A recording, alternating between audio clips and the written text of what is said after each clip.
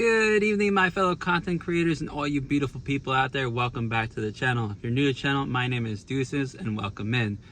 Happy Tuesday, July 1st, everybody. If you're seeing this in the morning, good morning. So let's jump into today's video. I've been trying to avoid this video because I feel like every time I record it, I'm complaining. But I am leaving the automotive field once again. Now, a lot of the reasoning behind me leaving is due to the shop that I work at. And it's not just that shop. I've worked at plenty of shops that have the same type of structure, work structure, that just weighs heavy on myself with stress and the inability to have any change in any direction. Now, that is also my fault because I have a unrealistic expectation of how the automotive field is supposed to run. Now, maybe 40 years ago, it might have ran smoothly, but it just seems that with people wanting speedy services done and the face of the shop not having the ability to explain to people that the shop is short-staffed. The shop doesn't have the correct amount of employees or even the right employees to be able to working on their cars. Now, that's not just the automotive field. That's just anywhere you go nowadays. Now, am I grateful to have a job in the field that I went to school for and I spent all this money learning all this time and years learning how to work on cars? Yes, I am grateful. But I wish from the top down, it would just be the same structure, to say the least. Now, I work with a lot of younger people, and I'm 33 years old. I don't have time to deal with BS. I want it straight across the board. And again, that's my fault. But when I started working for the company 6 months ago, I noticed a lot of flaws in their management and in the coworkers that I had, including myself. I had flaws. I still have flaws. And while my flaws could have been changed, I expected change from the other people. We have people damaging property, damaging company equipment. We have people just not focusing on their job. We have people just either showing up late to work or just leaving for half the day without upper management knowing that they're leaving and thinking it's okay. Because it starts from the top, right? If you have management, if you want your employees to do something correctly or do things the right way, then you have to show that you're willing to do things the right way, correct? We all can agree on that. But if the manager doesn't want to do things right, then how can you expect that team to do everything correctly? Those rules that are set forth. See, the first Saturday every month was putting forth back in February, I believe, to where 7 a.m. we had to show up for this meeting because there was a lot of times wheels were coming off of customers' cars because people weren't torquing them properly or putting them on. So they made this procedure and we all had to follow it. But every Saturday, or every first Saturday of the month, we did this meeting and nobody took it seriously. There's times to where management was on their phone, or there was time that the employees was like, why do I have to come in every Saturday? Just focus on the job at hand. And yes, I made jokes, I cracked jokes. I didn't focus sometimes too, because I'm just like, well, I'm following the procedure the way they want me to. It's the other guys who aren't focusing on it. So, there's also lack of accountability, lack of personal awareness. We have times to where we'll have a customer who came in, whether they're paying or not, I'm talking to the service writer or the manager and about the problem for the car, and they completely disregard it because another customer shows up because they want to talk about rims or tires or they're streaming whatever they're doing. And like, you should follow me here instead of focusing on the job at hand. I have a family. I would like to make the shop money, and I would also like to make myself money. So I don't have time for your bullshit, if you will. There's just a lot of circumstances, a lot of situations that could have been handled a lot better. Now, a couple months ago, I had circumstances where I thought I was going to get fired because another tech was doing spark plugs on a car, and I had to come in and try to fix it.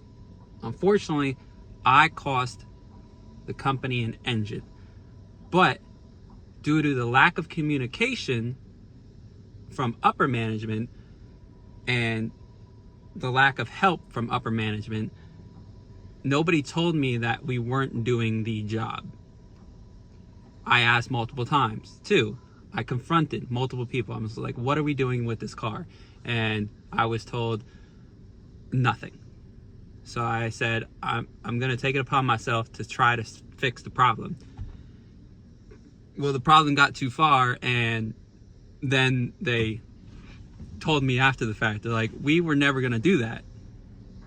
So the car sat for 6 weeks and nobody said anything, which was very frustrating.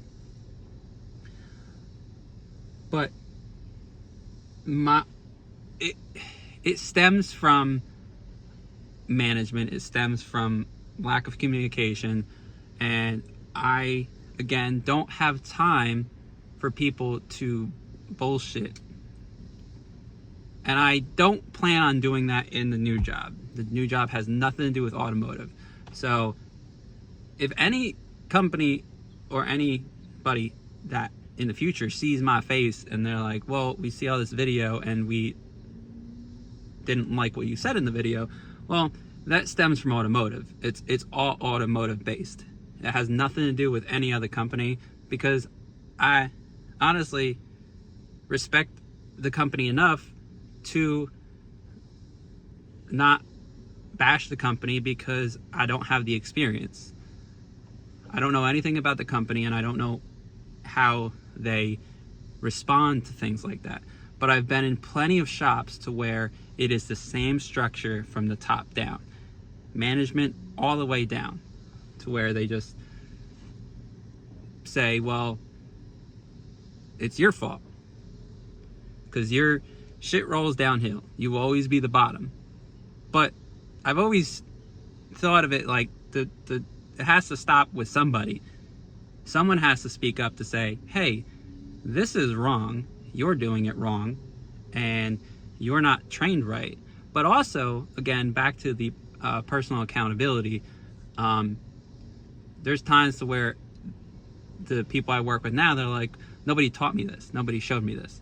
And I've said it because it's an honest thing, but I've thought about, like, how can I learn it?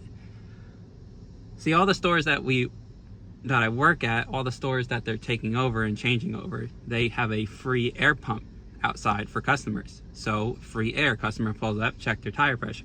What I was told is that now the free air isn't for customers. The free air is for us to go out and engage with the customer at their tires. But I'm working on a paying customer's car. Even though that person could potentially be a paying customer, you want me to stop working on a paying customer's car whose car is already in the shop, go out to talk to another customer, potential customer, and try to get them in the door. But the customer that I'm working on their car sees me not working on their car. So it's kind of ass backwards the way they have it. It's just weird. It's a weird structure, and I made plenty of videos. People see where I work, and the other thing is the shop that I work doesn't make the money, doesn't have the customer base. When I first got hired, they're like, we make money. It's a little slow right now because it was around December, And I understood that, but it's been 6 months. Nothing's changed. No money has come in. Nobody's been showing initiative. And I also have to deal with part stores. I have to deal with the uncertainty of, am I going to get parts? We have in-house parts, but we don't have in-house parts for some of the most common vehicles. Honda's come in, Toyota's come in, Nissan's come in, Ford, Chevy, they all come in, and I can't have parts in-house. So now the customer has to wait longer for parts. I had to wait longer for parts. And there was times I was waiting 2 to 3 hours for parts. And I would constantly go up and be like, hey, where's the parts? Hey, where's the parts? Hey, where's the parts? And I'm always communicating. It always comes down to communication. Now, I know this video is a little bit longer, and I'm sure nobody's made it to the end of this video. And if you have, I appreciate it. I've noticed that a lot of my viewer retention rate isn't quite there yet. But if you like my videos, if you want to support the channel, go ahead. You could scroll through this video. You could pick and choose what parts you want to watch. And this may be the longest video that I create for the time. But yeah, again, I'm leaving automotive, and I might explain it a little bit more down the road, but I'm pretty sure this video has explained most of my quarrels with the shop that I work at and the automotive business. There's probably going to be people out there and be like, well, it's your fault. It's your wrongdoing. You're the reason why your own demise from automotive. And that may be true. So I'm going to keep my hopes up and keep my head down, keep my mouth shut at the new company, and make sure that I support my wife and kids and keep my life going. Because I can't have stress eat away at my heart and soul every day at a soul-sucking company where there's no growth and no change. Anyway, again, I appreciate it. Go ahead and hit some of the buttons for me below this video, and I'll see you all in the next one. Till next time, deuces.